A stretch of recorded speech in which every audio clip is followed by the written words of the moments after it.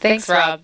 We're back now at the Mission Directors Center in Cape Canaveral, and I think I'm sitting here with probably one of the happiest people in the room, the NASA Orion Program Manager, Mark Geyer.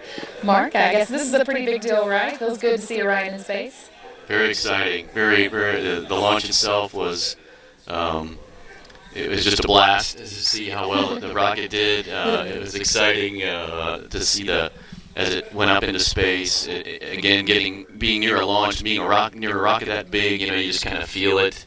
So I was fortunate to be able to go outside and watch it. So it was an awesome job by the Delta IV team. And now they put us in a great orbit, perfect orbit where we wanted to be. And so the upper stage has finished its first burn, and in about an hour and a half we'll do the next burn. Okay, and I guess we've already passed a couple of big milestones for Orion, too. Yeah, for us. So all the systems we're on already. We've linked up with the satellites now in TDRS, but we had a couple of really key test objectives very early in the flight. Within 6 minutes, we jettisoned the service module fairings, which are there really to reduce mass for the rest of Orion. The fairings help carry load on the way up, and then we dump them. But it's a critical event. These pyrotechnic bolts and seams have to actually work correctly, and it looks like they were flawless. We have some great video of that. And then the launch abort system on the top. It's there to keep the crew safe when we have crew on board, but in this case we practiced the part where we need to get the last off, assuming everything went well, and it came off great. And we'll get some video of that later. So both of those were huge for us to succeed, and they were key events, which is why they were on the test, and they went great. Sure, yeah. Well, certainly not the end of the milestones, though. What's coming up in the near term? So we still have a bunch to go. So now the next big piece will be the upper stage will burn again in about an hour and a half, and that's when it really puts us in this very high orbit, the 3,600 miles. That's a big part of the mission, and of course it worked great first part, so it should do that again.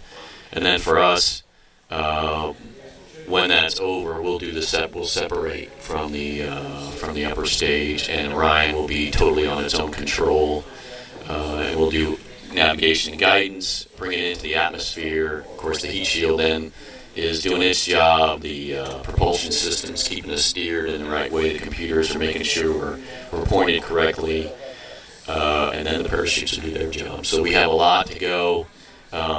We'll be kind of on the ride for a little bit here, but then we'll have a lot of excitement toward the end. Okay. Well, I know we can't really relax yet, but we've seen some video from Orion. I think, went out and saw the launch itself. You've been working on this for a long time. What does it feel like to see Orion now in space? Well, it's exciting because you have these ideas of what you'd like to do, and then you pull a team together that has the same passion to pull together, and then you have to take those dreams and actually put it into reality and make hardware out of it. Now it's actually doing the job that it was designed to do. We still have a long way to go for this mission, but at the beginning, everything is working great, and so we're very proud of the team and looking forward to the rest of the day. Yeah. All right. Well, thank you so much for taking some time out to come talk with us. I know you've got a lot to do today, so we appreciate it. And I think just because we can't get enough of it, we're going to go back now to some launch replays from today's launch right on time at 7:05 a.m. Eastern.